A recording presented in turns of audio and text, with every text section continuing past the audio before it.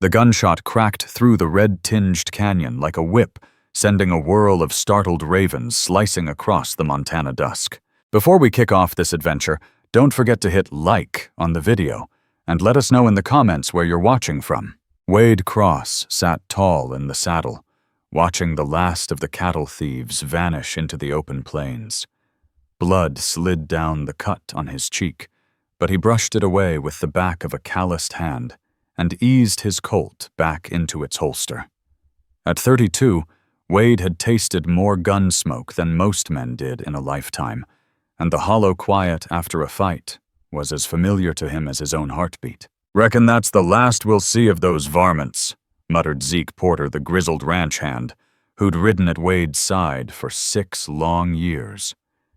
Leastwise, till winter drives him to stealing again. Wade gave a brief nod, eyes sweeping the rim of mountains fused with an endless western sky. It was 1877, and Montana Territory still kept the hard edge of a lawless frontier.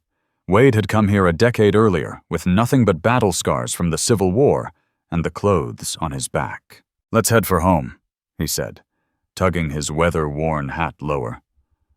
"Storm's working up." They rode in companionable silence, their horses kicking up dry dust along a trail lined with pine and aspen. The Broken Arrow Ranch spread across 200 rugged acres a few miles east of Willow Creek.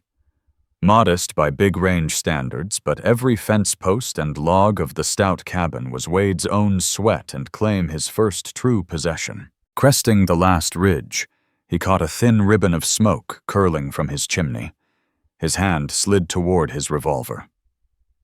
"You expecting company?" Zeke asked, catching the sudden tension in Wade's shoulders. "Nope," Wade said flatly, spurring his horse downhill. They approached wary. A beat-up wagon with a busted wheel leaned near the corral, but no horses, no sign of a visitor. Wade swung down, motioning Zeke to circle wide as he stepped to the door, gun drawn. The hinges groaned as he pushed the door with his boot. The smell of hot coffee and something savory wrapped the room. At the stove stood a woman he'd never laid eyes on, stirring a pot as if she owned the place. "Ma'am, mind telling me why you're cooking in my cabin?" Wade's voice stayed calm, though his finger lingered near the trigger. She spun around, ladle lifted like a small weapon, mid-20s coppery hair knotted back, eyes the pale green of spring sage. Her dress was patched and travel-worn, but her stance was straight and steady. "Mr. Cross," she asked, a trace of Eastern accent in her tone. "That's right. And you are Ruby Lane," she said, lowering the ladle. "Your new housekeeper." Wade blinked. "I don't recall hiring a housekeeper." "That's because you didn't. Grant Pike, the mayor, did." She turned back to her pot, apparently unbothered by the Colt still pointed her way. "He said you'd been looking for help since your last cook left. I came on yesterday's stage, but you weren't here. Door wasn't locked, so I set to work." Wade holstered the gun, remembering the notice he'd tacked up in town months ago, and forgotten. "So the mayor shipped you out here without asking me first?" Ruby's shoulders stiffened. He was eager to see me settled somewhere respectable. Something in her voice made Wade pause, but before he could speak, Zeke stepped inside, pistol lowered. "All quiet outside, boss. Just that broke-down wagon," he reported, then sniffed appreciatively. "Something smells mighty fine, though." Ruby met their eyes evenly. "Venison stew. Supper will be ready if you gents care to wash up." Zeke glanced at Wade, who gave a short nod before the ranch hand headed for the pump. Wade leaned a shoulder against the door frame, studying this unexpected guest. "Miss Lane, why was the mayor so set on sending you to a stranger's ranch?" Ruby's hands froze above the pot. When she faced him again, her eyes carried the weight of long miles and rough lessons. "Truth is, no one else in Willow Creek would have me. I came from Boston to marry Rex Dugan, the banker. 3 days before I arrived, he wed another. Left me without a cent or a plan. And that alone made you unwelcome? Wade asked. A bitter flicker crossed her face.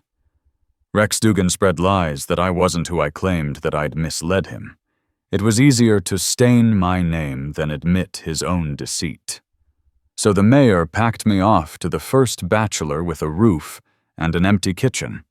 I can cook, mend, keep accounts, she added, chin lifted. I work hard, and don't complain. If you'd rather I leave, I'll be gone by morning, though I can't say where I'll go. Something in her quiet defiance struck Wade. He'd seen men crumble under less. Stew smells good, he said at last. Let's start with supper, and see how it sits. Relief flickered in her eyes before she turned back to the stove. Very well, Mr. Cross.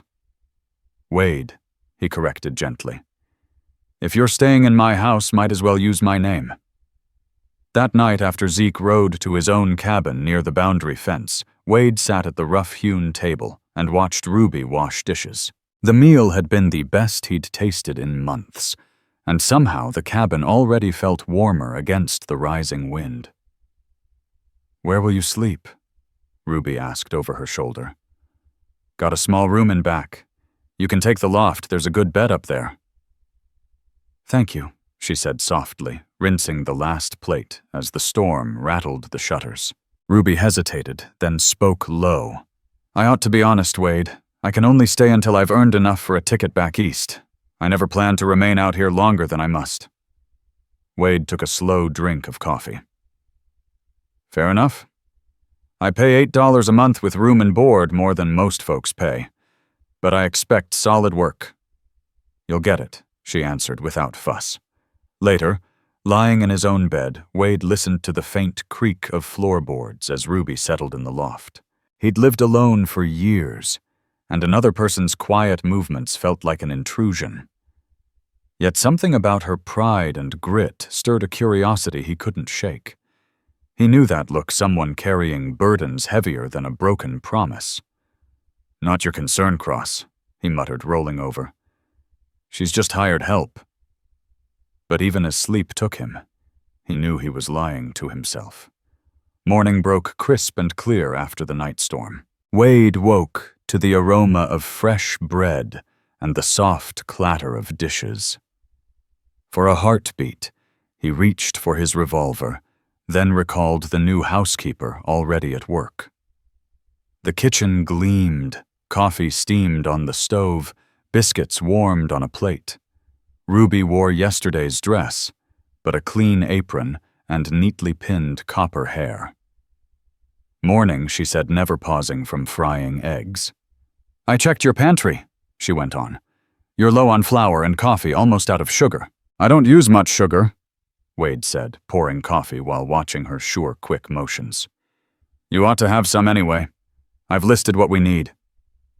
She slid the eggs onto a plate and passed it to him.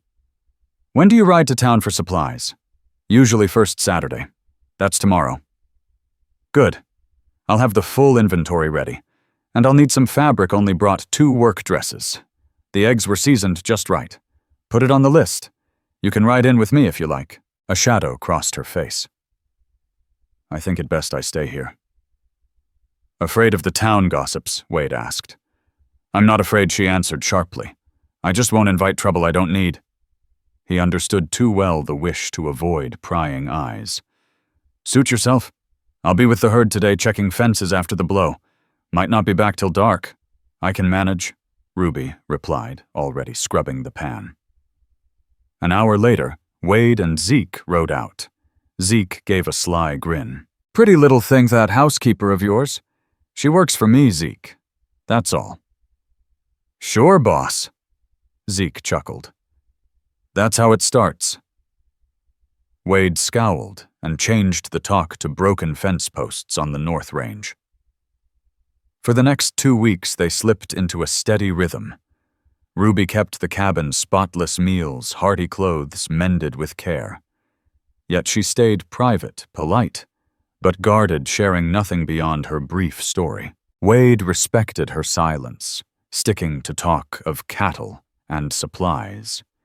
Evenings often passed in quiet comfort, Ruby sewing or knitting while Wade cleaned his rifle or whittled small wooden figures, a habit from long winters alone. One night, that calm cracked.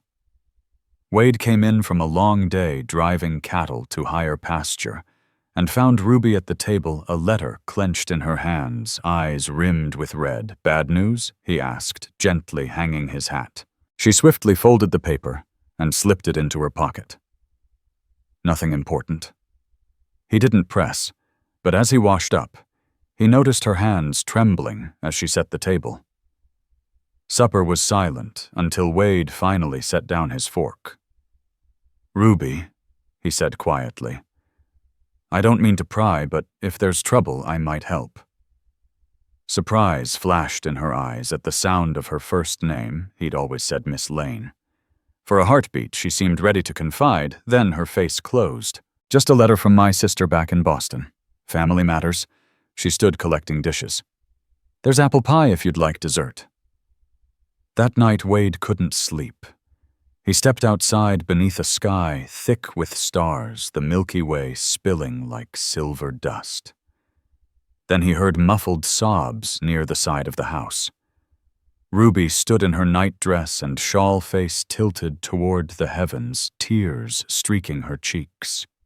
He could have turned away, but something in her loneliness drew him forward. "Ruby," he said softly. She startled, swiping at her eyes. "Mr. Cross, sorry. I didn't think you were awake." "Wade," he corrected gently. "And you don't need to apologize for crying.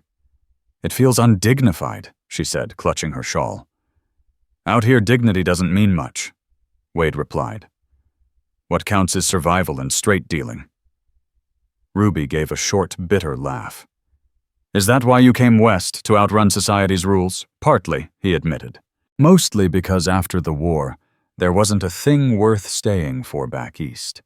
She studied his face. In the pale moonlight, the silence between them filled with the endless hum of the prairie night. "You wore Union blue," Ruby said softly. Wade gave a single nod. "4th Ohio Infantry. Saw things a man ought never see." He stopped, startled. He'd shared that much. "I rarely speak of those years," he added. "My brother fell at Gettysburg," Ruby whispered. "He was only 19. I'm sorry." They stood in silence, night alive with cricket song and a far-off coyote cry. At last, Ruby spoke again. "My sister Lila is gravely ill. Consumption. Finn wrote that she may not live through summer." Wade's chest tightened. "And you can't get back to her." "Even with the money, I'd be too late," she said, her voice catching. "We were always close before I left." Without thinking, Wade took her hand. Her fingers were small and cool against his rough palm. "I'm sorry, Ruby." She didn't draw back. For a long breath, they stood together beneath Montana's endless sky, two lonely hearts bound by quiet grief. Then, as if aware of the impropriety, she gently slipped her hand free. "Thank you for your kindness," she whispered. "Good night, Wade." She disappeared inside, leaving him with a strange warmth still in his hand. The weeks that followed carried a subtle change. After supper, Ruby often joined him on the porch, asking about the herd or describing a fox family she'd spotted near the creek. Wade found himself waiting for those moments, the way her eyes lit when she spoke of wild flowers or the call of meadowlarks. He soon learned she loved books. She had brought only 3 Shakespeare's sonnets, a worn copy of Jane Eyre, and poems by Emily Dickinson. Some evenings she'd read aloud by lamplight, her voice weaving new meaning into lines Wade had never cared for until now. By late June, with July's warmth coming on, Ruby herself seemed to blossom. The clean mountain air put color in her cheeks, and steady work lent strength to her slim frame. She wore her hair in a single braid, copper strands catching the sunlight as she moved around the yard, often distracting Wade from his chores. One sweltering afternoon, he rode back early and found her at the creek, skirts tucked to her knees, bare feet in the cool water. Her hair tumbled loose as she scrubbed clothes on smooth rocks, singing a soft folk tune he almost recognized. He reined in at the tree line, unwilling to break the spell. Ruby looked up, meeting his eyes across the rippling water. Instead of embarrassment, she offered a bright, unguarded smile that transformed her face. "You're back early," she called, making no move to hide her legs or fix her hair. Wade led his horse to drink. "Figured I'd help Zeke shore up that corral fence before sundown." Ruby nodded, turning back to her washing. "There's cold lemonade in the kitchen. I sweetened it with wild berries I found this morning." Watching her wring out one of his shirts, Wade said, "You seem different today." She paused, thoughtful. "Another letter came from Boston yesterday. Lila's fever broke. The doctor thinks she might pull through. It isn't certain, but there's real hope now." "That's wonderful," Wade said, smiling with genuine relief. "Yes," Ruby breathed, gazing up at the flawless sky. "It feels like I can finally breathe again." On a sudden impulse, she flicked water toward him. Droplets sparkled in the sun. Wade laughed aloud, a sound he hardly remembered making. "Careful, Miss Lane," he warned with mock sternness. "I might have to even the score." "You wouldn't dare," she teased, eyes alight with mischief. Before he could answer, Zeke's voice carried from the barn, breaking the spell. Ruby quickly gathered the damp clothes, a blush rising as she hurried up the path. "I should get back," she murmured. Wade watched her retreat, a strange longing taking hold of him. That evening, as fireflies winked in the gathering dusk, they sat side by side on the porch. Wade finally asked the question that had been pressing on him for weeks. Why agree to marry a man you'd never met? Ruby's needle paused mid-stitch. For a moment he thought she wouldn't speak. Then she sighed. "After my father died, debts piled high. Mother had passed years earlier, and suddenly every burden fell on me. I worked as a seamstress, then a shop girl, but it wasn't enough. My sister Lila already had children and no room to spare." She looked toward the dark horizon. "Rex Dugan answered my notice in a matrimonial paper. Claimed to be a successful banker in a thriving western town, wanting an educated eastern wife to help build a respectable home. He sent money for my travel. It seemed heaven sent." "And then he betrayed you," Wade said quietly. Ruby nodded. "He met a local woman with a fat dowry just before I arrived. To him she was the better bargain, so he blackened my name rather than admit his deceit. No man with sense would throw away a woman like you," Wade said before he could stop himself. Ruby looked at him startled. "Why would you say a thing like that?" Wade hesitated, unaccustomed to laying his thoughts bare. "Because any man who'd take a fat purse over a woman like you can't have much sense." A faint blush warmed Ruby's cheeks in the fading dusk. "That's kind of you." "It's just the truth," he said, and suddenly pushed to his feet, uneasy with the turn their talk had taken. "Getting late. I'd best check on that new calf before bedding down." As he crossed the yard toward the barn, Wade felt her gaze on his back and wondered if she could hear his heart thudding like a hammer. August came on hard and hot, bringing long, relentless days. Wade and Zeke spent hour after dusty hour in the saddle, shifting cattle to greener grass and preparing for the fall roundup. Meanwhile, Ruby kept the home fires steady, ranging farther each day to gather wild berries and mountain herbs, filling baskets. She turned into jams and simple medicines. She had become essential to Wade's life in ways he'd never imagined. It wasn't just her skill, the clean cabin, the hearty meals, the mended clothes. It was her quiet presence, the soft hum of a tune while she worked the scent of lavender that clung to her dresses, the cup of coffee she always left warm for him when he rode in cold and bone-tired after a night check. One stormy evening, Wade showed Ruby how to play checkers. Rain rattled the windows, while thunder rolled across the valley, the little cabin snug and glowing. Ruby caught on fast, quick thinking, and bold. When she won their third game, her bright laugh tightened something deep in Wade's chest. 2 games for me, 1 for you, she teased, resetting the board. Want to try again?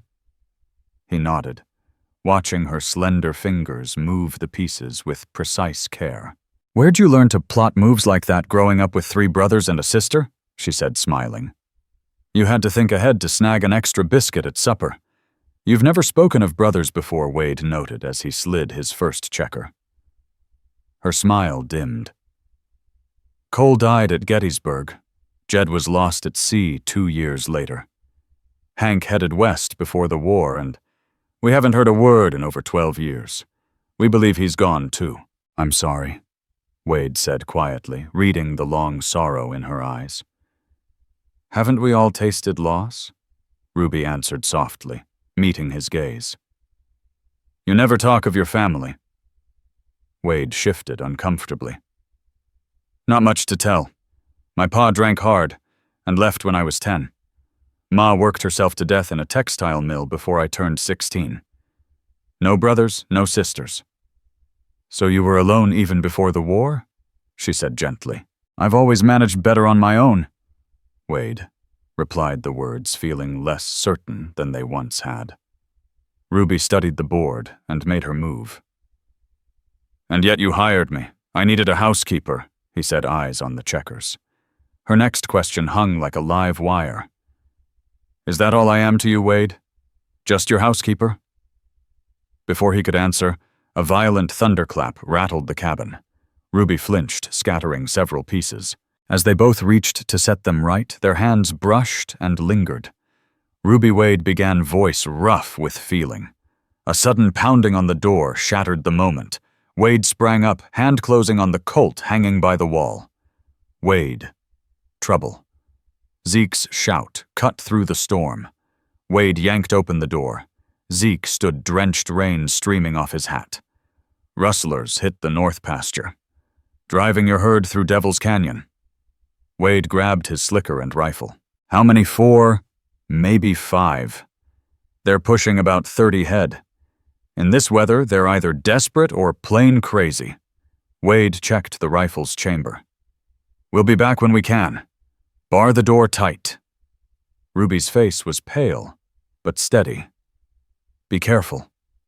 The storm outside was a fury of rain and lightning. Wade and Zeke mounted and pounded toward the north pasture, tracking the hoof marks through mud and darkness. They overtook the thieves in Devil's Canyon, a narrow gorge infamous for sudden flash floods. The stolen cattle stumbled in panic as water rose around their legs.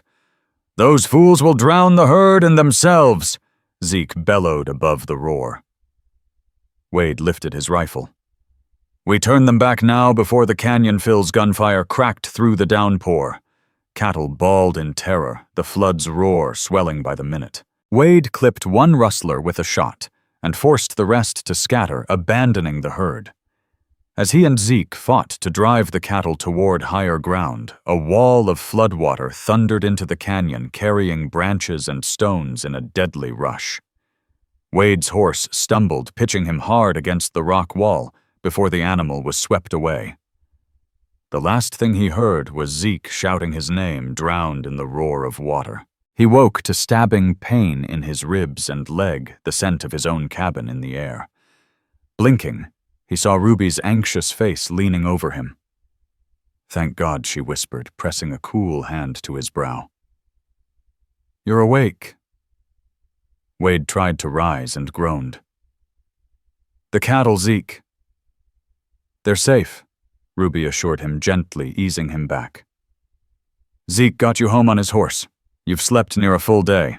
3 ribs broken and a deep gash in your leg, but Doc Levy-Grant says you'll mend. I've cleaned and stitched the wound, but you have to stay still. Ruby said firmly. Memory rushed back to Wade, the roar of the flood, the crushing weight of water, the sheer moment when he believed he'd drown. The cattle. Ruby's face turned solemn. Most were lost. Zeke figures maybe 20 had survived. He's out now with Silas Crow from the neighboring spread rounding up the strays. Wade shut his eyes, the news striking hard. Those cattle were the backbone of his coming year's income. I'm sorry, Ruby added gently, sensing the weight of the loss. But we can rebuild the herd. What matters is that you're alive. Through the haze of pain, he caught the word, we, not you, but we. You should have let me drown, he muttered. Would have saved you the trouble. Ruby's eyes flashed. Don't you dare say that. Her voice quivered with emotion. Do you know what it was like watching Zeke carry you in bloody and half dead, not knowing if you'd breathe again? Wade blinked, startled by her fierceness. I didn't think. No, you didn't, she cut in, tears running freely now. You didn't think what it would mean to those who care if you never came back. Those who care, he echoed, heart hammering despite his weakness. Ruby stood abruptly, brushing away her tears. You need rest. I'll bring broth later. She hurried out, leaving him to puzzle over the depth of feeling she'd shown. The next days blurred into fever and fitful sleep. Ruby stayed near steady, as a heartbeat changing bandages, coaxing him to sip water, and broth cooling his brow when fever spiked. Even half-conscious Wade sensed her constant presence, the light touch of her hands, the low murmur of her voice, as she read to him in the long afternoons, the quiet strength behind every careful movement. Zeke stopped by daily with updates on the scattered cattle and offers of help, but it was Ruby who refused to leave Wade's side for more than a few minutes. Many nights, she dozed upright in a chair beside his bed, despite his protests that she needed a proper rest. On the fourth night, when the fever finally broke and his thoughts cleared, Wade woke to find Ruby asleep in that same chair, her head resting awkwardly against the wall, a book open in her lap. The lone candle still burned, throwing a soft gold light across her face. Ruby, he said quietly. She stirred at once, eyes flying open. Are you in pain? Do you need water? I'm fine, he assured her. But you're not. You can't keep sleeping in that chair. You need a real bed. Ruby straightened, rolling her stiff shoulders. I want to stay close in case you need anything. You've done more than enough, Wade said gently. More than anyone's ever done for me. Her eyes softened in the candlelight. It was my duty. The simple words hung heavy with deeper meaning. Wade swallowed hard. That night before Zeke came, you asked if you were only a housekeeper to me. Ruby went very still, breath-catching. I never gave you my answer, Wade continued, reaching for her hand. You've never been just anything to me. From the first day you were a light in a dark place I'd long accepted as my life. Her fingers tightened around his.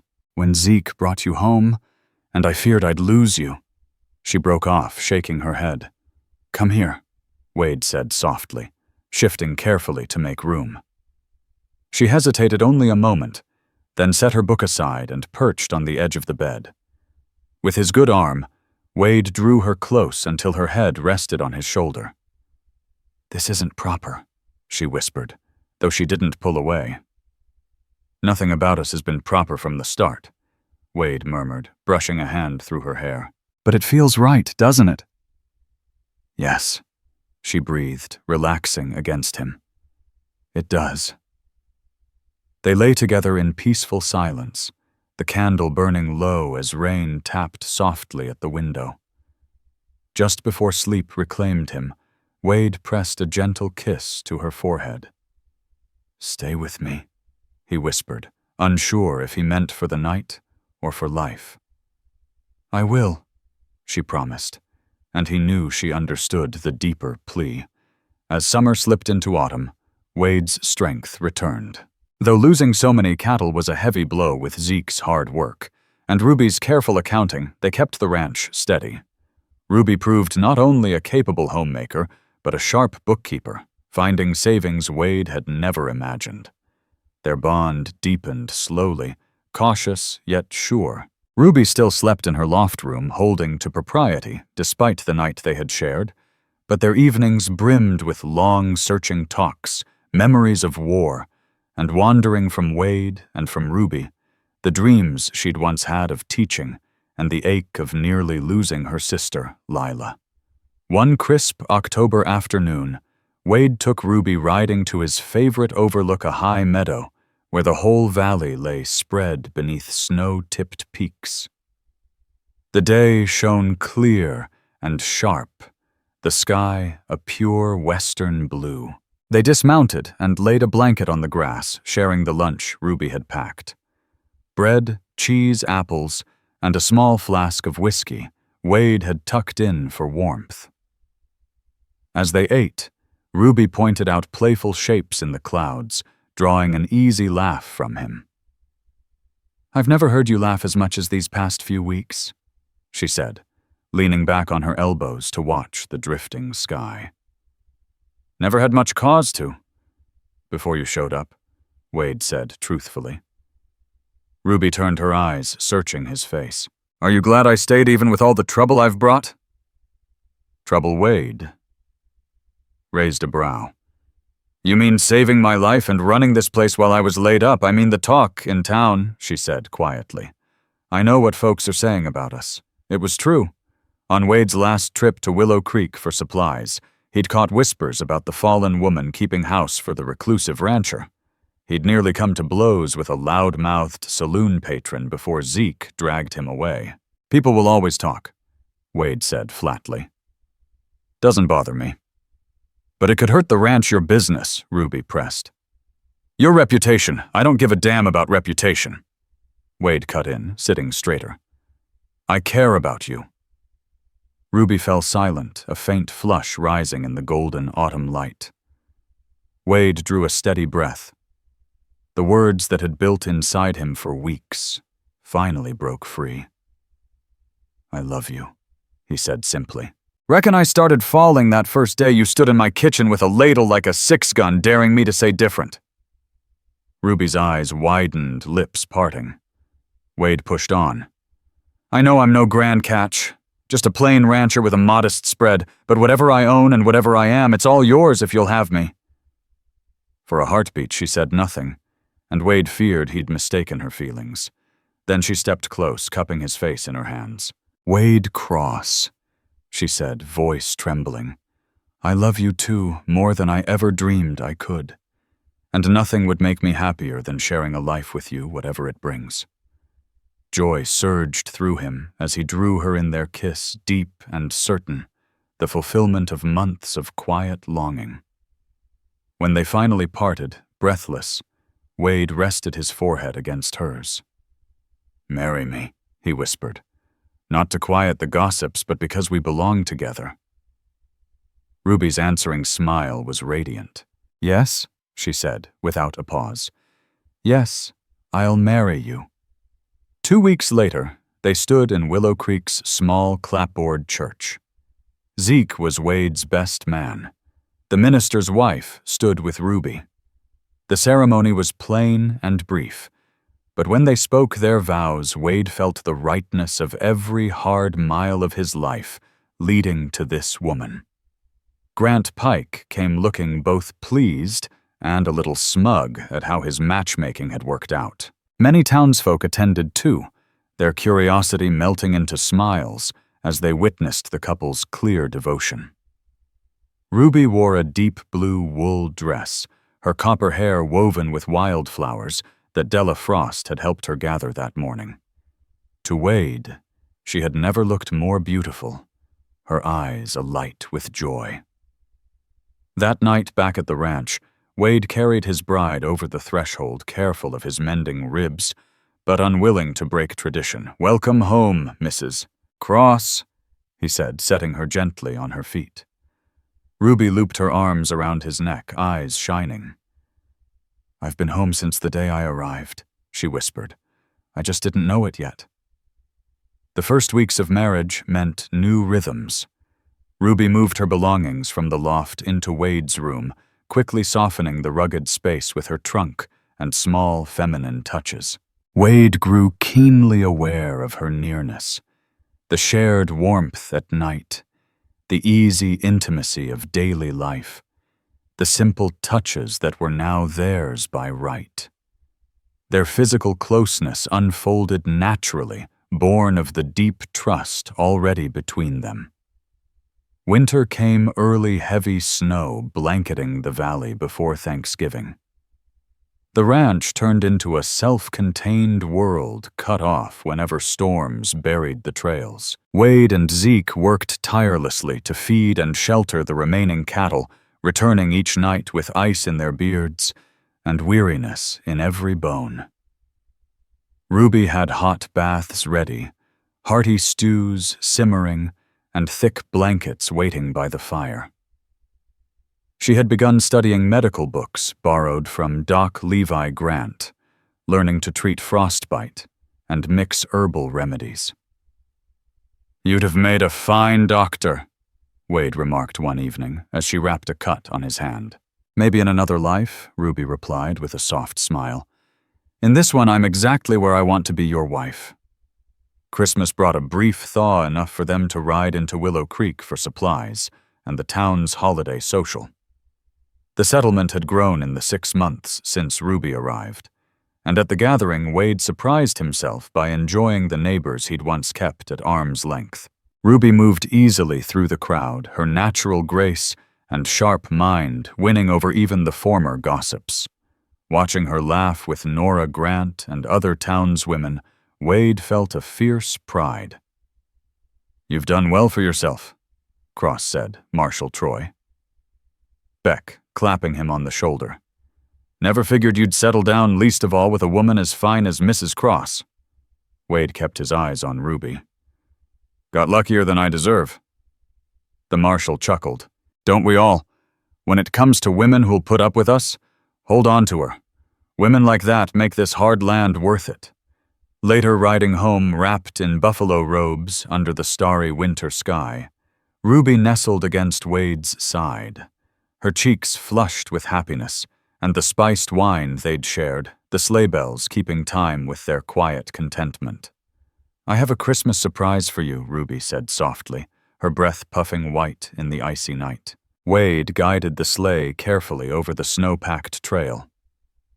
"I thought we agreed to trade gifts tomorrow." Ruby caught his free hand and pressed it to her midsection. "Some gifts can't wait." It took a heartbeat for the meaning to settle. Wade pulled the team to a sharp halt, startling the horses. "Are you certain?" he asked, his voice rough with sudden feeling. Ruby nodded, eyes gleaming in the moonlight.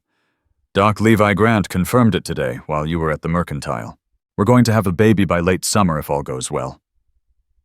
A rush of joy and fear flooded Wade.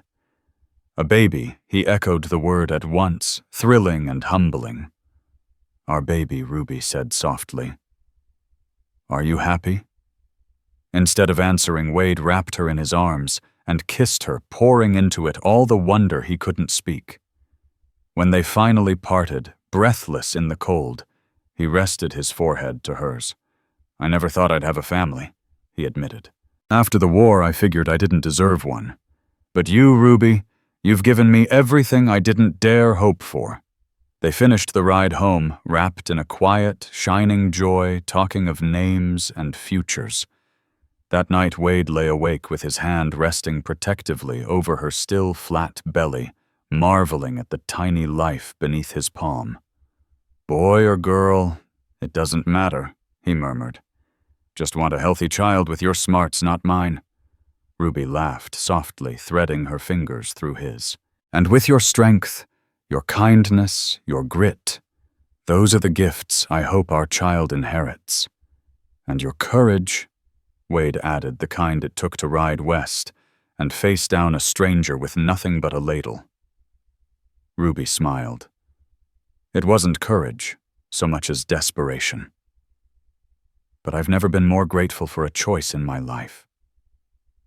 The winter crept by each week, marked by the gentle changes in Ruby's figure.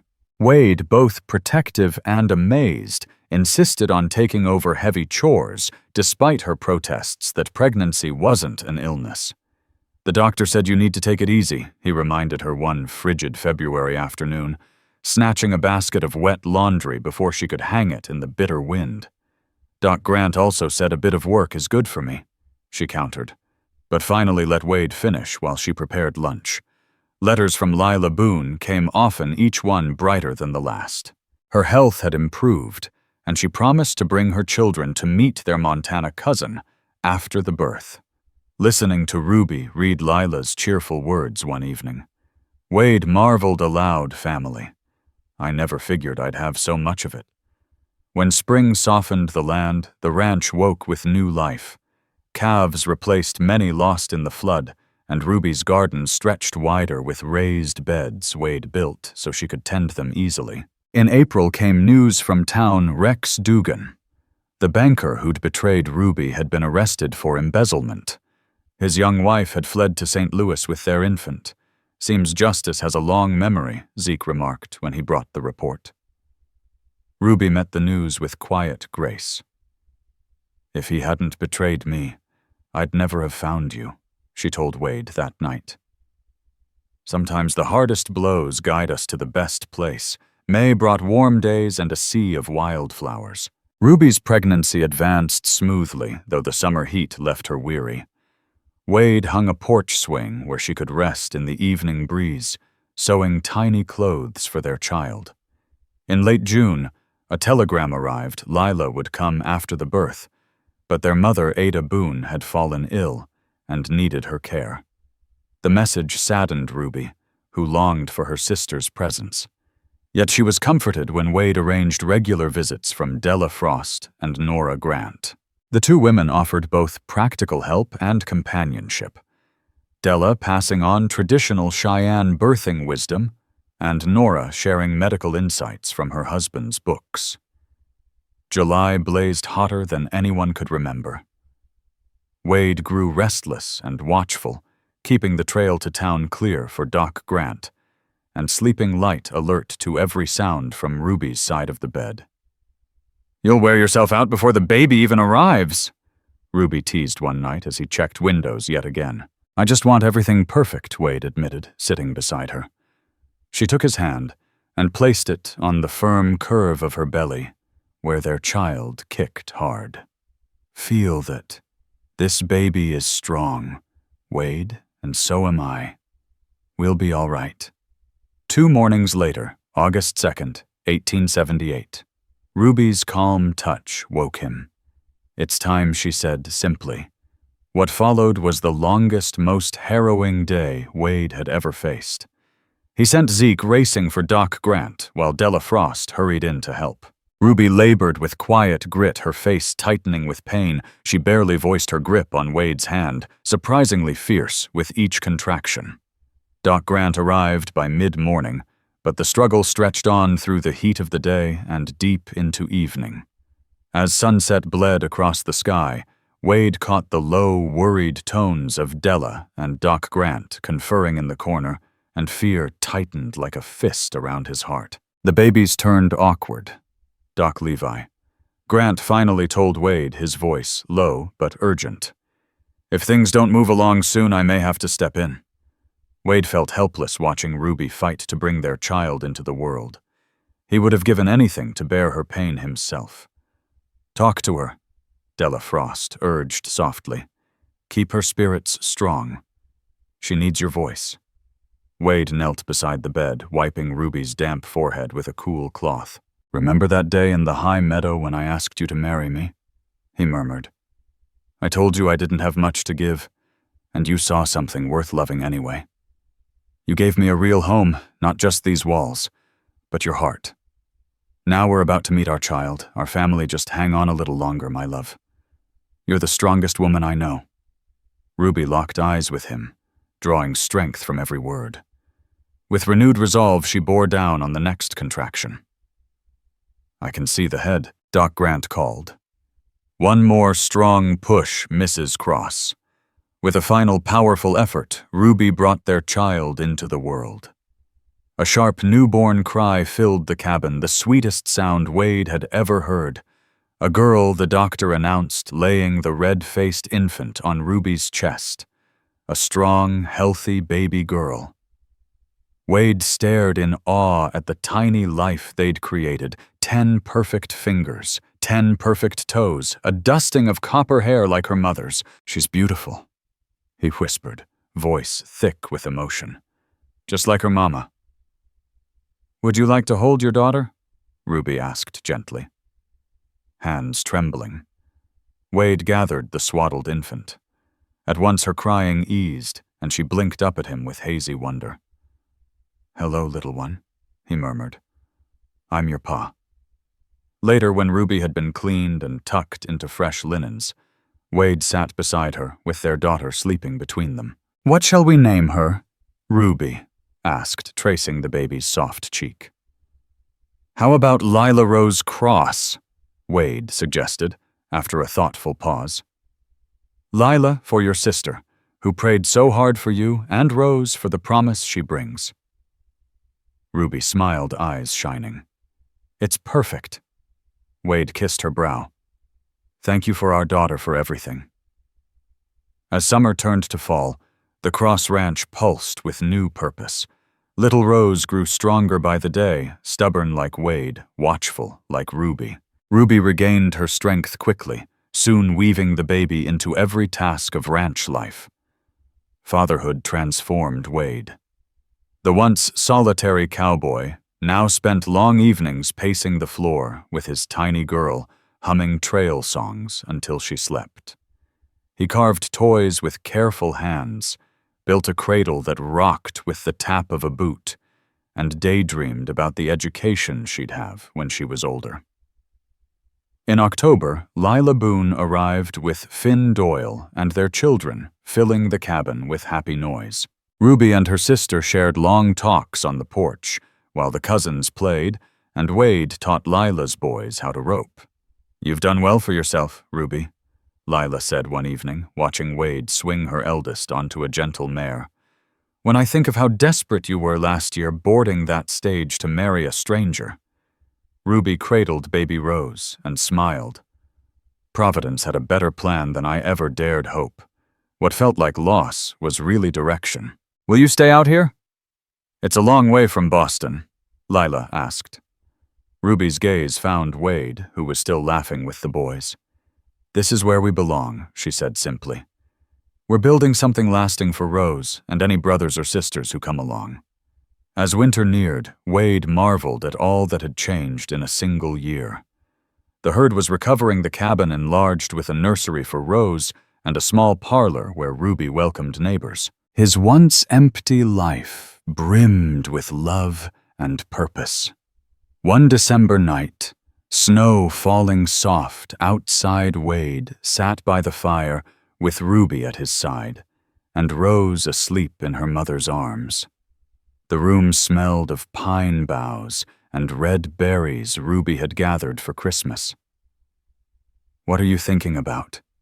Ruby asked, noticing his faraway look. Wade reached out to stroke their daughter's copper curls. "I was remembering the day you first came.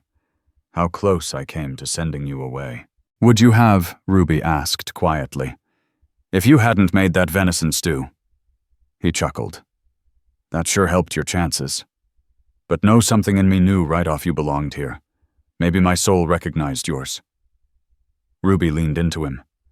"I was so frightened that day, so lost. And now you've got everywhere to go," Wade said softly. Ruby lifted her face, eyes bright with the fire's glow.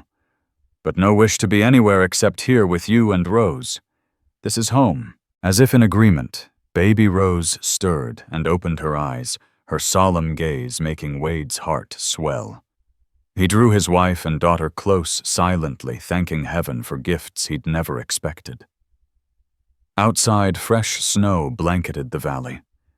Inside, the one-time lone cowboy held the world he'd once thought beyond his reach, the woman nobody else had wanted, now his beloved wife, and the child who carried their future bright with promise. "I love you, Ruby Cross," Wade whispered against her hair.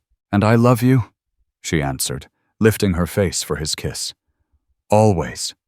Through the years that followed, the Cross family flourished, proof that even a man who once sought only solitude could build a life rich with love and lasting joy. Rose soon had company. Two lively brothers followed Luke, born in the deep snows of 1880, and Noah, who came with the green-up of spring in 1880. As the Cross family grew, so did their ranch. New pasture land was fenced, and a thriving herd roamed the valley, bringing a measure of prosperity rare on the raw frontier. Each summer, Lila Boone made the long trip west with Finn Doyle, and their children filling the homestead with laughter and stories, letting her youngsters taste the wide freedom and clear air of Montana. In time, Ada Boone Ruby's mother also came to stay. She spent her final peaceful years surrounded by grandchildren, watching them thrive beneath the towering peaks. Through seasons of bounty and lean years alike, Wade and Ruby's bond only deepened. Every challenge from harsh winters to market downturns drew them closer, their love tempered like steel by trial and triumph. They watched Rose, Luke, and Noah grow into strong, capable young people, carrying their father's quiet grit and their mother's steady resolve. And on calm evenings, when the chores were done and their children slept, Wade would sometimes take Ruby's hand and lead her to the high meadow that had first witnessed his proposal. Beneath the endless Montana stars, they would stand together, remembering how it all began, one solitary cowboy and one determined young woman, each seeking a place to belong and finding in each other the truest home they'd ever known. If this story has touched your heart, I invite you to stay with us to discover more true tales of the Wild West. Stories that honor resilience, tenderness, and the spirit that God placed in those who blazed the trail. Subscribe, share. Leave your thoughts in the comments, and join us once again to journey across this untamed land. Thank you